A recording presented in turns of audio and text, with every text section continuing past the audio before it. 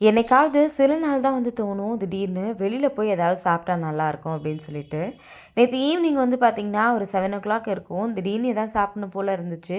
4 பேருமே வீட்ல இருந்தோம். சரி என்ன போய் சாப்பிடலாம் அப்படின்னு யோசிக்கும்போது, எப்பவுமே வெளியில போய் ஏதாவது சாப்பிடணும் அப்படின்னு தோணுச்சுன்னா, ஃபர்ஸ்ட்டு என்னோட மைண்டுக்கு வர்றது இந்த காளான் தான். எனக்கு காளான் வந்து பர்சனலாவே ரொம்ப பிடிக்கும்.